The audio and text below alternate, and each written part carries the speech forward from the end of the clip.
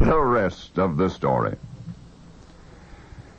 It was the 10th day of May, beautiful spring day in Lake City, Florida, but for the very pregnant woman in Lakeshore Hospital, it was a less than happy day. Her pain had begun months before. Her husband, janitor at a local bank, had divorced her with their baby on the way. The mother-to-be, very much alone, was some comforted by her gentle Dr. Harry Bates. Slight, bespectacled, balding, meticulous Dr. Bates had been so reassuring during her troubled pregnancy. Dr. Bates was not a specialist. He was what in 1930 we called a family doctor, a plain small-town doctor. The delivery was on schedule and apparently without complications, and soon a fine big baby boy was announcing himself to the world. Through the hasty postpartum care, the exhausted and distracted mother didn't notice that Dr. Bates was frowning. How was he going to be able to tell this mother, who had been through so much recent heartache, that her otherwise perfect new son had been born with one foot backward? The right foot of the otherwise healthy baby was reversed, the heel forward, the toes facing backward. And when the perceptive mother sensed the doctor's discomfiture, he had to tell her, "My baby has a deformed foot." She burst into tears. Dr. Bates sought as best he could to reassure her. There was a surgical procedure called an osteotomy to correct such malformation. What he knew but could not bring himself to say was that it required highly specialized orthopedic surgery, and even if this impoverished mother could afford such an operation, there was no such specialist in or near the tiny town of 6,000 people. Now, whatever treatment the boy would receive would be the awesome responsibility of a family doctor of very limited orthopedic experience.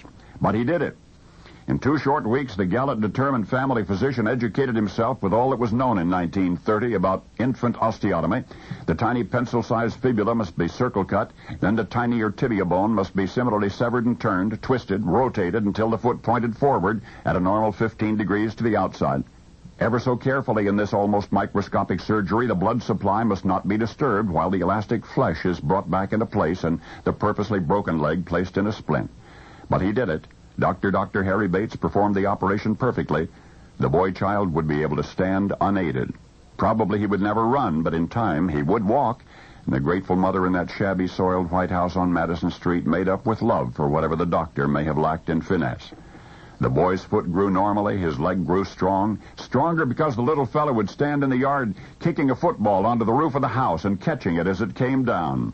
Within a block and a half was the practice football field of Columbia High. It wasn't long before the young lad watching football practice would chase balls that came over the fence and retrieve the stray balls and kick them back over the fence. And one day the boy was a student at that school, and there was a note on the bulletin board said anybody who'd like to kick come out early. And when the boy showed up early, imagine the surprise of the local doctor, who by then had become the team physician, Dr. Harry Bates. In the years since, Dr. Bates courageously and artfully reversed a baby's wrong way forward right foot.